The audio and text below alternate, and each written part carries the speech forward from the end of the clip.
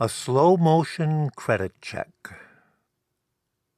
For September 2016, 11:38 a.m. 42 degrees, 26 minutes, 41.6 seconds north, 87 degrees, 49 minutes, 32.5 seconds west. Since I was planning to return a vehicle I had rented in Germany, I needed to get to the airport in Bologna a good 2.5 hours before my flight was scheduled to depart. And to do that, I figured that I needed to leave San Polo Denza by 7:45, 7:50 at the latest. Well, it was closer to 8 o'clock by the time I pulled out of the Villa Albarelli, but once I got on the main highway, A1/E35, the Opel Zafira showed me it could really move when it wasn't loaded down. Or maybe I just drove faster when I wasn't worried about headlines like "Medieval Family Killed in Fiery Autostrada Crash." In any case, I made really good time and arrived at the Aeroporto Guglielmo Marconi with 25 minutes to spare. Well, the GPS on my phone didn't tell me until it was way too late which lane I needed to be in to get to the rental car place, so I had to loop around the whole airport an extra time. But still, when I parked the minivan and went into the little shed to do the paperwork, I was right on schedule. At first, everything seemed to be going smoothly, but then the clerk asked me to follow him to their main office, inside the Aeroporto itself. I didn't mind, because that's where I was going anyway. The clerk led me inside and through some hallways and asked me to have a seat in a little room. There was a lot of whispering in the hallway, and when they saw I was listening, they closed the door. I sat there alone for almost an hour until they found someone who could explain the situation to me in English. It was a woman in a gray pantsuit, with an accent I couldn't place. She told me there was a stain on the upholstery of the ultimate bench for sitting, which I figured meant the way-back seat. I told her that it was probably just, maybe vomit from some drunk Danish tourist to whom I'd given a lift in. I wasn't sure where. Turin, maybe?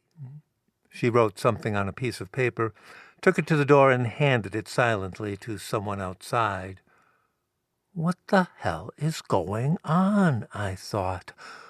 For a moment, the guilty dread from the dream returned, the same feeling I had felt that night in Strasbourg, and I became convinced that a whole team of forensic scientists was out there somewhere, analyzing every square centimeter of the Opel's interior. I tried to look innocent and nonchalant as the woman in the gray pantsuit closed the door, came back to the table, and began asking more questions.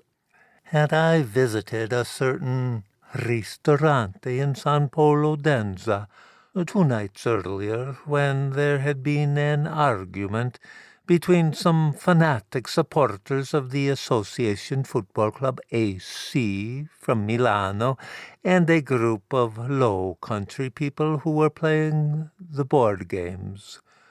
Huh? I said, or maybe grunted. The thing was, I recognized the name of the ristorante. It was the one where I had taken everyone out to dinner the night before. Or, to be more accurate, it was that place to which I had tried to invite them out for dinner. And now that she mentioned it, I did remember that this ristorante had a back room where I had seen some people playing a board game. But she wasn't asking about last night. She was asking about the night before that, wasn't she?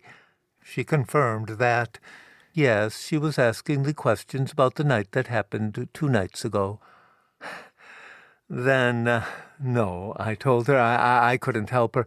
I was familiar with the place, the ristorante, I explained, but I hadn't been there the night she was talking about, and I certainly hadn't witnessed any incidents. I was telling the truth, but I felt like a liar when I denied witnessing anything. That's because, in my mind, I could imagine every detail. I could see the board game being upended, the wine bottles breaking, the game pieces flying around in a whirl of red and black striped jerseys. Then I realized that she was still asking questions, so I tried to pay attention. Was I acquainted with a person of the name Gottfried Lothar, an individual with a deformation of the column of the spine, who, according to testimony, had gone into the gentleman's room of said ristorante during said dispute, and had not been seen later that night or even the next day? I told her that I didn't know this Gottfried, but his description sounded a lot like Godfrey the Hunchback, the Duke of Lower Lotharingia, who had been murdered in February 1076, stabbed from below while defecating, which was possible, I added helpfully, because of the way castles were constructed in those days. I don't know whether I was trying to show off my knowledge of history or just being a smartass, but she looked at me like I was crazy. She didn't say a word and left the room. I sat there alone for what seemed like another full hour. At last there was more whispering in the hall, and the woman in the gray pantsuit came back in. She apologized for the delay and explained that because the minivan had been rented at an airport in Germany and was being returned here at an airport in Italy, of course there were procedures that had to be followed. There were many pages of items with little boxes to be marked with a pen. Yes, of course, I said. I suppose so. And one of the technicians, he had the personal opinion that there might be an issue with the key of the ignition. The ignition key, I said. But that's the original. I mean, the key I turned in with the minivan, it's the same one they gave me in Mannheim. Oh, yes, she said. It is the original key. That is a fact which we have made effort to confirm. There is nothing at all that is fraudulent about that key. Okay, I said. Good. There was one additional matter of concern, she said, and she apologized once again for the delay of time. Really, she said, it should never have taken this long, the checking of the credit, but considering the situation and all the protocols that must be applied, the rental agency was now requesting from the customer's pocket a different credit card for the damages. It took me a while to understand her explanation. Eventually I gathered that this Gottfried Lothar had left an unpaid tab at the ristorante, which had somehow become a pending charge on my credit card, the one I had used to check in the minivan, and now that card was too close to its limit. Once I got the point, I dug out another card, handed it to her, and told her I'd work it out with my bank when I got home. I felt relieved, but also stupid. For a moment or two, I had actually thought that I was being interrogated by Interpol, but then it turned out to be just a slow-motion credit check. Really slow motion.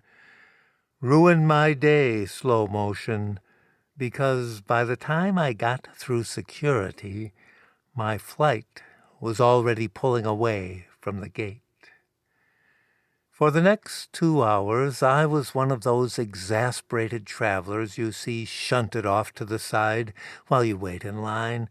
the poor soul trying to explain a convoluted dilemma to one ticket agent after another. There was a lot of back and forth about whose fault it was that I was late, and whether I deserved a free rebooking on another flight. But eventually I managed to find a seat on another airline on a flight that would take off 6 hours later, which was just late enough to put me in the path of a gigantic storm moving across the eastern seaboard of the United States. Interesting fact. My original flight landed in New Jersey under clear skies, and the connecting flight to Chicago took off under a slight drizzle 2 hours before the airport was shut down for 3 days.